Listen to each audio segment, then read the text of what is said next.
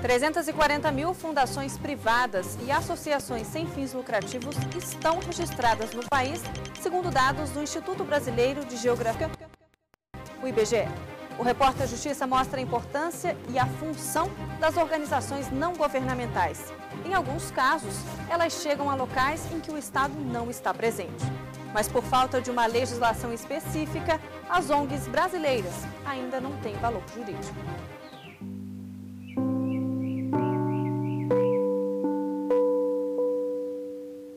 A Pipa chega ao hospital toda machucada. Teve uma queimadura na barriga e a dona não pensou duas vezes antes de procurar a veterinária Ana Paula. A confiança é antiga. Os profissionais são excelentes, né, muito capacitados e amistosos, que nos atendem, têm paciência conosco. Ana Paula trabalha num hospital veterinário em Brasília. É uma espécie de anjo da guarda, cuida dos animais cujos donos podem pagar uma consulta. E também aqueles como o Floquinho, que foi atropelado e deixado na rua.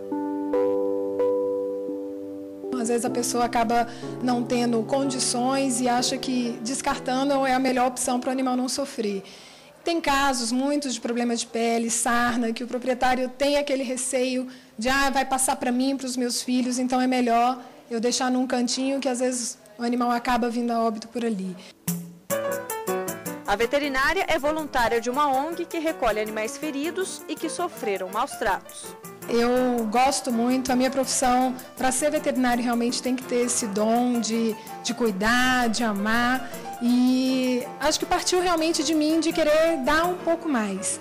Então, para isso, eu me dediquei, estou sempre resguardo um pouquinho do tempo que a gente tem aqui no hospital para dar uma atenção maior para esses que vêm realmente, que já estão abandonados aos nossos cuidados. Ela faz as consultas de graça e ainda conta com o apoio de cirurgiões, anestesistas. Todos se mobilizam pela causa sem cobrar nada. A melhor recompensa, principalmente, além de eu ver o animal saindo bem, chegou a um ponto de chegar sem andar e sair andando, é a gente saber que esse animal, se Deus quiser, vai conseguir um dono, um lar, que aí nessas condições vai ser muito mais fácil a gente conseguir arrumar uma pessoa, um lar, pelo menos um lar por um período, que é o que a ONG também faz, arruma um lar para poder dar aqueles cuidados iniciais antes de voltar para o abrigo ou antes mesmo de ser adotado. A ONG a que a veterinária se refere é a Sociedade Humanitária Brasileira, uma entidade sem fins lucrativos que desde 1998 promove a proteção de animais. Aqui não é um abrigo, mas um espaço onde os bichos são cuidados até que sejam doados. É um trabalho que a gente faz porque gosta de bicho, porque não aguenta ver o sofrimento dele na rua. Então é um trabalho que a gente dedica todo o nosso tempo livre a cuidar, a retirar bicho de maus tratos, a atender aqueles que estão passando necessidade na rua e cuidar de todos eles que estão aqui no nosso abrigo. A maioria está de passagem, outros que estão muito velhos ou doentes vão ficar por aqui mesmo. E como toda ONG, as dificuldades são muitas.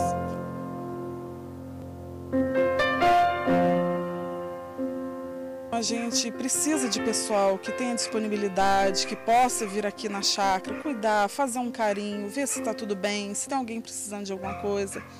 E o financeiro também, que a gente vive de doações. A gente não conta com nenhum apoio de empresário, de governo, de político, nada.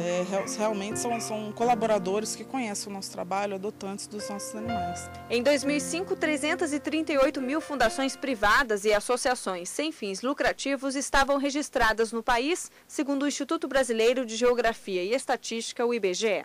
A maior parte delas, 42,4%, concentrada na região sudeste. As ONGs são organizações sem fins lucrativos e estão inseridas no chamado terceiro setor. Nós tivemos, pós-Constituição, um movimento progressivo de reconhecimento dessas entidades, de valorização das pessoas que estão nela e até o interesse dos próprios cidadãos em contribuírem, dedicando grande parte do seu tempo e até dos seus recursos para essas entidades. Essas entidades elas têm se profissionalizado, essa é a percepção que eu tenho, justamente para ganhar credibilidade. Credibilidade para quê? para os cidadãos, para a sociedade, e credibilidade para o governo, na qual elas têm, ou os governos, ou o próprio Estado, elas têm um posicionamento e um papel muito relevante. De modo geral, complementam o trabalho do Estado e podem receber financiamentos e doações de órgãos públicos ou instituições privadas. As ONGs não têm valor jurídico. Pelo novo Código Civil, o terceiro setor é composto por associações e fundações. Isso porque não existe uma legislação específica para organizações não governamentais. E a falta de segurança jurídica pode ser uma porta de entrada para fraudes. Tem que haver uma proximidade, isoladamente isso existe, mas não de forma estrutural, entre Tribunal de Contas, Ministério Público, Receita Federal, Ministério da Justiça, porque hoje a legislação continua sendo esparsa e não codificada. Então é muita lei, é muito regulamento e muita gente querendo controlar e acompanhar essas leis todas. E exatamente por isso, o Ministério Público em todo o país aumentou o rigor na avaliação de documentos e de como os recursos são aplicados. No DF, o Ministério Público tem ainda uma peculiaridade. A legislação da unidade federativa exige um atestado regular de funcionamento para obtenção do título de utilidade pública, que permite o funcionamento da ONG. Sem ele, não há benefícios tributários. O diferencial é que, ao contrário de outros estados, no Distrito Federal, as associações e fundações procuram o Ministério Público para que ele possa, ao analisar suas contas, ao fazer uma inspeção no local e verificar a existência dessa associação ou dessa fundação, para que elas possam obter esse atestado, que é um documento imprescindível para que possa desenvolver suas atividades. A partir dessa informação, a sociedade está dotada da certeza de que se trata de uma entidade, associação ou fundação, primeiro que existe, que de fato existe, e segundo que de fato está desenvolvendo as atividades e as finalidades previstas em seu estatuto. Com isso, associações e fundações profissionalizaram o serviço, tudo para evitar notificações e, em casos extremos, o fechamento por alguma irregularidade. Há casos de ação de extinção em andamento, há casos de ação de extinção já findas e até mesmo em fase de liquidação, porque quando o Ministério Público propõe uma ação como essa, ele visa mais o interesse da comunidade, o interesse da sociedade, ele não quer simplesmente se extinguir. Ele quer que o patrimônio dessa fundação extinta seja transferido para outra que possa desenvolver as finalidades que estavam previstas no estatuto da fundação extinta. Então, a extinção não é um fim em si mesmo. A extinção é um meio. Né? O meio é um instrumento, né, por meio do qual o Ministério Público consegue que aquela fundação extinta passe a cumprir sua finalidade social por meio de uma outra fundação que recebe o patrimônio, né, transferido em razão da extinção. Mas o promotor alerta, é preciso ter clara a definição do papel da ONG e de como se dará essa atuação. Por exemplo, se a ONG servirá para firmar contratos de gestão, para a realização de termos de parceria ou apenas para o desenvolvimento de uma atividade de interesse social. Eu observo no Distrito Federal a necessidade de uma capacitação maior do dirigente de uma associação ou de uma fundação e a partir até mesmo de treinamentos, né? E isso tem repercutido numa melhor prestação de serviço dessas fundações, dessas associações. É claro que existem aquelas fundações e associações que cumprem fielmente o seu papel, desenvolvem estritamente as finalidades previstas no Estatuto, como também existem aquelas que não conseguem alcançar esse desiderato e acabam sendo rés em ações de dissolução, se for associação, ou de extinção, se for uma fundação proposta pelo próprio Ministério Público, quando este verifica que aquela fundação ou associação não alcança sua finalidade social. A seguir, as ONGs e o dinheiro público. Como essas organizações podem mostrar onde o governo aplica os recursos? A gente volta em instantes.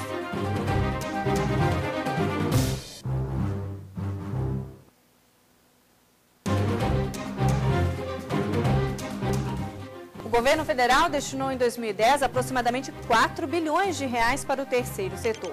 E a aplicação desses e outros recursos não é fiscalizada apenas por instituições ou órgãos competentes, como o Tribunal de Contas da União.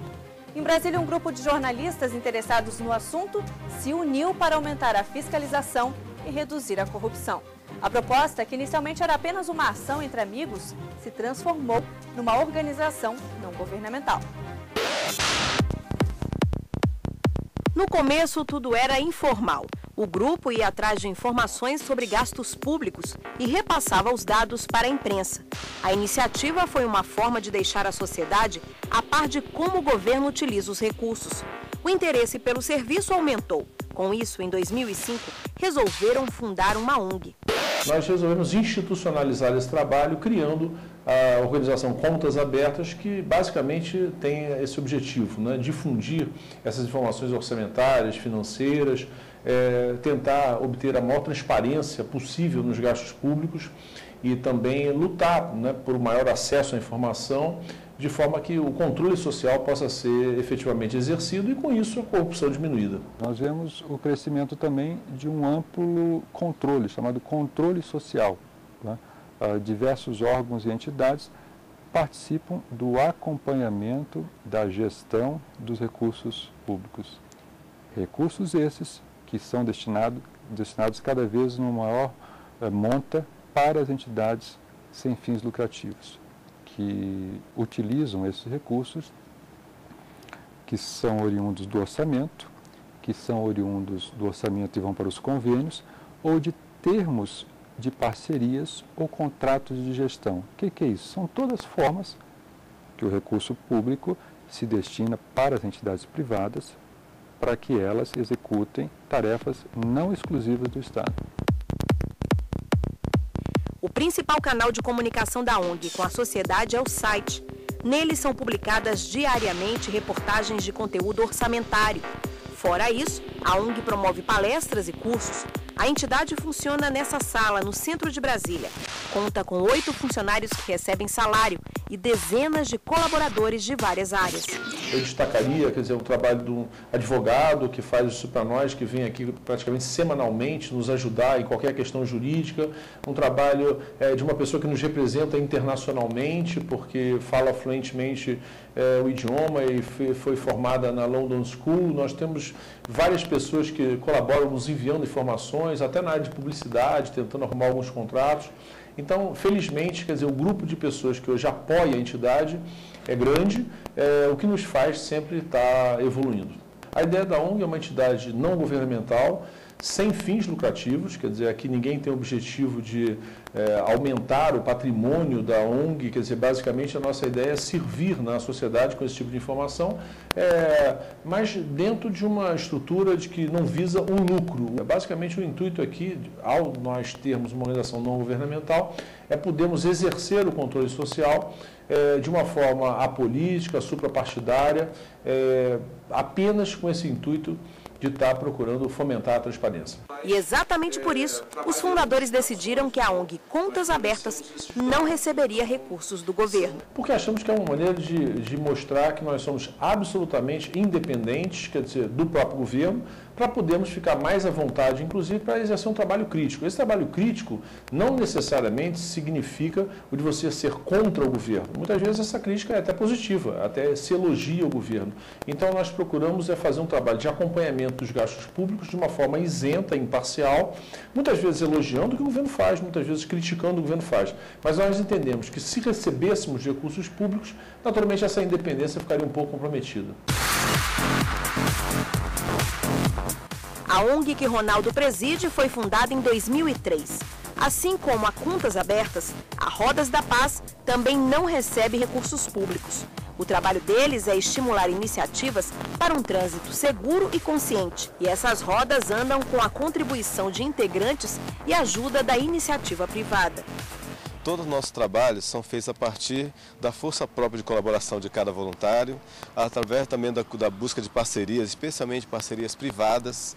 Por quê? Porque a gente entende que muitas vezes, e é um pouco do que aparece na mídia, a malversação do recurso público associado a entidades que nem a nossa, ela realmente nos deixa um pouco atentos, né? Então, por conta disso, a gente, por enquanto, não temos nenhum tipo de relacionamento com o poder público em termos de parceria de busca de recursos. Mas temos grandes parceiros privados que nos ajudam, por exemplo, nos passeios ciclísticos que nós organizamos na cidade, são 3 por ano, e aí os supermercados, lojas, departamentos, lojas de material de construção são nossos grandes parceiros. E os voluntários, né, que participam com sua força de trabalho, não colabora com recurso, mas colabora com o seu trabalho. Uma organização não governamental pode receber recursos públicos, mas para isso precisa estar enquadrada em algum programa de governo. É feito um plano de trabalho que passa por uma análise. Verifica-se principalmente se as ações previstas são viáveis e de que forma elas vão trazer vantagens para a sociedade. Aprovado o documento, o dinheiro é liberado.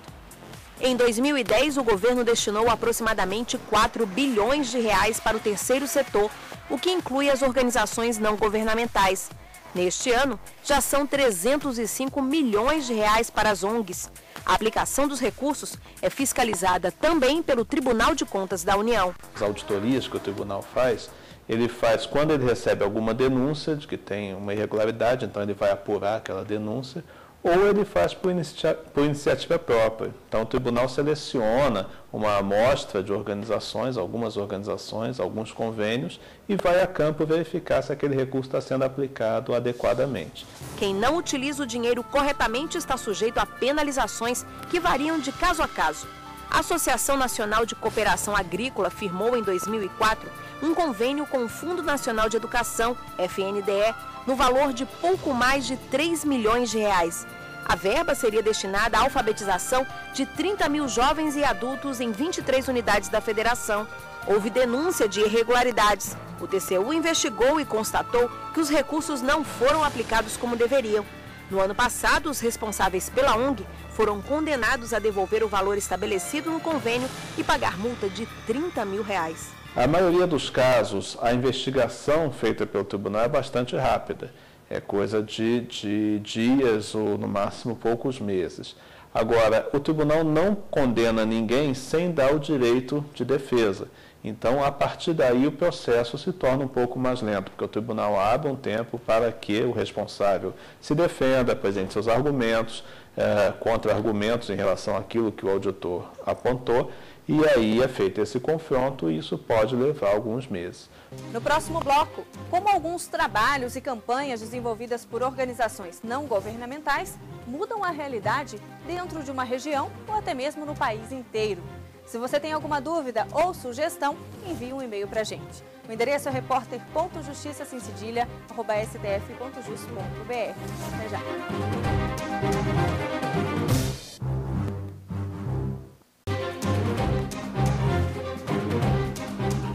A desigualdade no Brasil está em queda, ficou em 0,3 no ano passado, de acordo com um estudo divulgado pelo Centro de Políticas Sociais da Fundação Getúlio Vargas.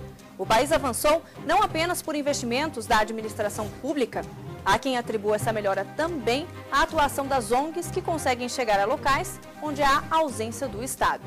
Por exemplo, elas podem reduzir a violência e melhorar estatísticas.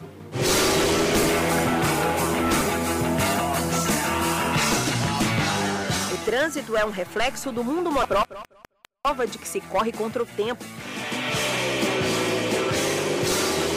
Só que milhares de pessoas diariamente perdem a vida por conta dessa correria. Falta de responsabilidade, de cumprimento das leis. E as vítimas se multiplicam entre pedestres, motoristas, passageiros. Os que estão sobre duas rodas, de certa forma, são mais vulneráveis ao perigo. E se o transporte é uma bicicleta, então... De acordo com o Departamento de Trânsito do Distrito Federal, em 2001, 40 ciclistas morreram nas pistas. Em 2002, esse número subiu para 54. As estatísticas levaram um grupo a criar uma organização não governamental.